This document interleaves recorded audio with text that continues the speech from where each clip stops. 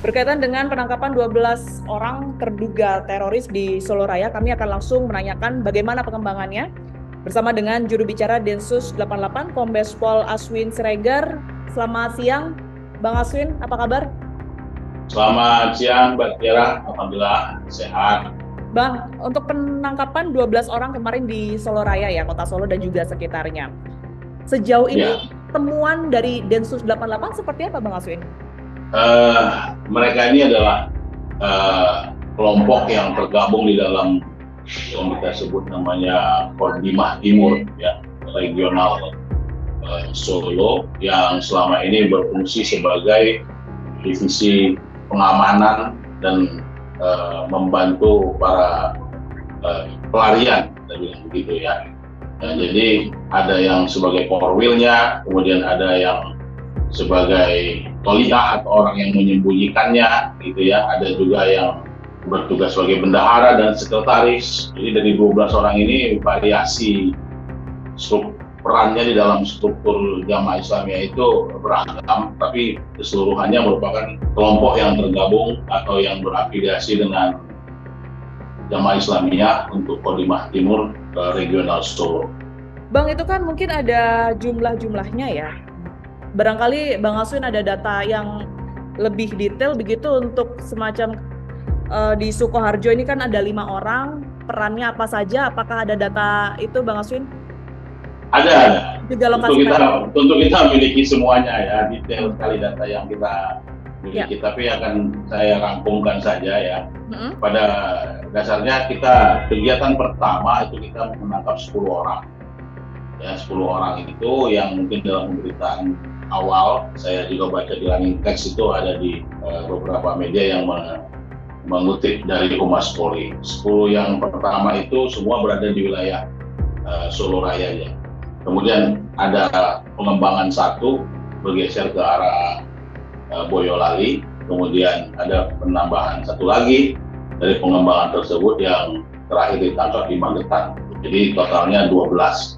Ya, 11 yang di Jawa Tengah, 1 di Jawa Timur. Posisi tertinggi dari yang sempat diamankan itu tadi kalau sempat saya dengar berarti di level sekretaris dari organisasi terlarang atau JI itu sendiri. Ada koordinatornya, koordinator Kodimah Timurnya juga. Oh, oke. Ya, kita mungkin agak susah kalau membayangkan dengan struktur organisasi yang biasa kita ikuti di tengah-tengah masyarakat, karena nama-namanya juga agak sedikit berbeda dengan yang kita pahami. Mereka punya istilah-istilah sendiri itu, Mbak Tiara. Bang Aswin, kalau berbicara mengenai aksi yang mungkin mengancam keamanan sekitar ya, keamanan masyarakat, ini apa yang sudah dilakukan oleh mereka, ke-12 orang ini, Bang Aswin? Jadi kalau ke-12 orang ini memang pada dasarnya adalah anggota ya dalam struktur Jamaah Islamiyah. Nah, ada peran mereka memang dalam mengelola aset ya, tanda kutip, yang merupakan aset mereka itu bukan hanya aset dalam arti ekonomi, tapi juga ada pergeseran senjata, pemindahan bahan peledak dan sebagainya. Kita tidak bisa membiarkan atau tidak bisa mendiamkan setiap peningkatan eskalasi ancaman sedikit pun terhadap gangguan keamanan, apalagi di menjelang pemilu. Tentu kita harus melakukan tindakan yang di dalam undang-undang diamanatkan untuk melakukan preemptive strike.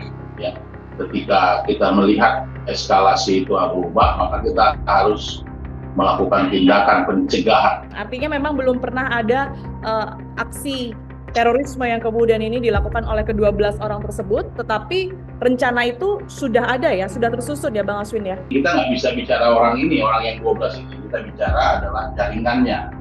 Gitu. Jadi dengan jaringannya juga sudah ditetapkan sebagai setara, tentu siapapun yang berafiliasi, apalagi dalam posisi struktural dalam organisasinya, tentu berisiko berhadapan dengan penegakan hukum, seperti itu.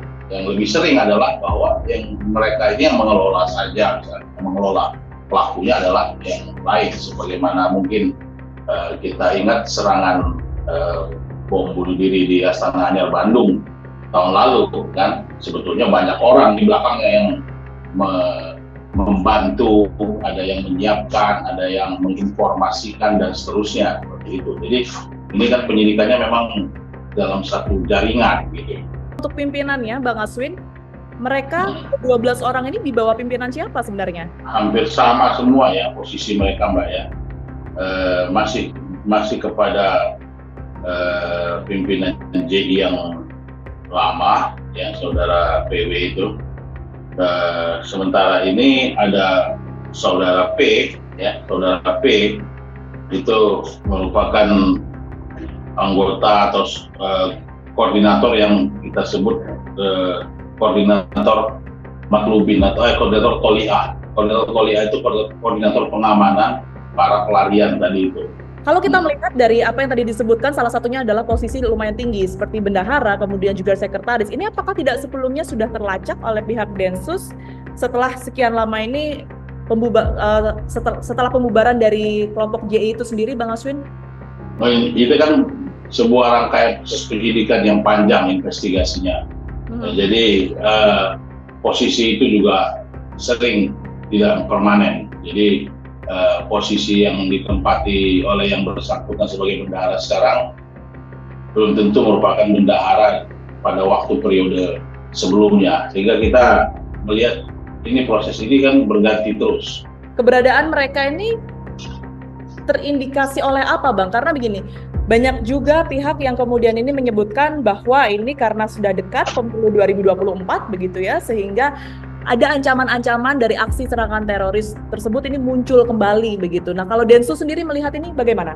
Jadi kita tidak bekerja berdasarkan event-event tertentu seperti itu cara kerjanya. Jadi Densus itu mengamati atau memonitor terjadinya perubahan eskalasi ancaman dari kelompok-kelompok atau jaringan teroris itu. Nah, dari situ maka akan dilakukan penindakan. Apakah itu akan menjelang pemilu, apakah itu akan menjelang event apapun gitu ya, itu tidak ada kaitan langsung. Bisa saja dalam sebuah periode di mana sebenarnya tidak ada event-event seperti ini.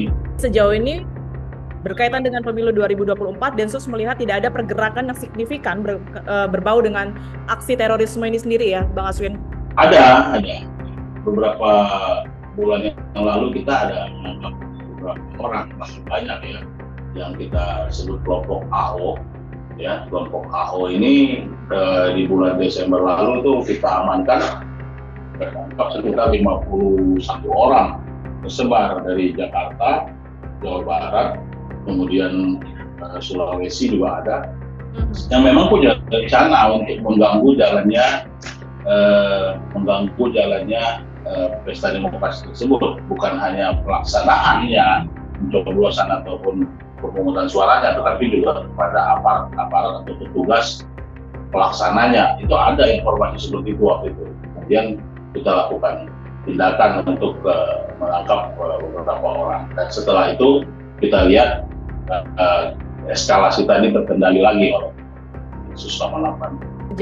Sejak tahun 2024 artinya temuan dari Densus tadi yang terakhir yang tadi sempat disebutkan oleh Bang Aswin ya, tidak ada lagi peningkatan ataupun juga gerakan yang signifikan yang kemudian ini sudah mulai muncul setidaknya indikasinya mendekati pemilu 2024 ini. Tidak, sementara ini belum ya. Termasuk yang 12 orang ini ya Bang, artinya mereka tidak ada sama sekali keterangan yang mungkin didapatkan oleh Densus adanya indikasi mengarah ke setidaknya serangan atau membuat keonaran menuju Pilpres 2024 itu Bang Aswin. Ya, investigasi kan sedang berjalan ya, sedang berjalan intensif. Meskipun pada saat penangkapan itu alasan penangkapannya atau keterlibatan yang kita sangkakan kepada mereka adalah keterlibatan di dalam kelompok Kolimah Timur, regional Solo, jaringan jamaah Islamiyah. Baik, Bang Aswin, terima kasih. Cukup ya atas penjelasannya, Bang Aswin. Kita harap ada temuan-temuan lain ya yang kemudian ini cukup meresahkan warga begitu berkaitan dengan pergerakan-pergerakan terorisme. Kita harapkan sama-sama, Bang Aswin. Terima kasih banyak atas waktu. Mereka langsung melakukan konsolidasi internal dan menunjuk pimpinan baru. Kenapa ini tidak bisa kita putus? Karena